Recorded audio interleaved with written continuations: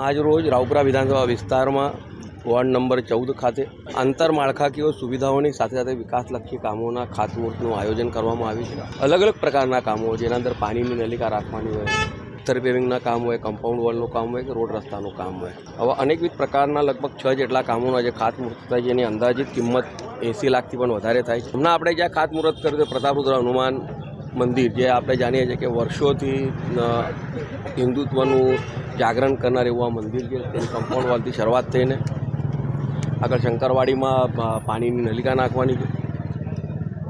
તે જ પ્રમાણે ગાંધીનગર ગ્રુપના ફરતે પથ્થર પેવિંગ અને અમદાવાદી પુલથી લઈને ટાવર સુધી આગળ પણ પથ્થર પેવિંગ અને ખર્ચીકરની ખાંચામાં નલિકાનું કામ છે.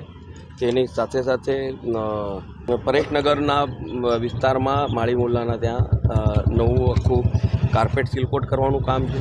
એવા અનેકવિધ પ્રકારના કામોનું આજે જ્યારે ખાતમુહૂર્ત થઈ રહ્યું છે, ત્યારે ખાસ તો આપના માધ્યમથી વડોદરા શહેરના તમામ નગરજનો અને ખાસ કરીને અમારા રાવપુરા વિધાનસભા વિસ્તારના તમામ નાગરિકોને વિનંતી કરું કે આપણા વિસ્તારમાં પણ કોઈ પણ પ્રકારનું આંતરમાળખાકીય સુવિધાનું કામ કે નવું કંઈક કામ બાકી રહી ગયું હશે તો આપણા વિસ્તારના ચૂંટાયેલા પ્રતિનિધિઓ અથવા અમારા સંગઠનના પદાધિકારીઓને જાણ કરશો. તે તમામ કામો પૂર્ણ કરવા માટે અમે પ્રામાણિક રીતે પ્રયત્ન કરીશું. Thank you.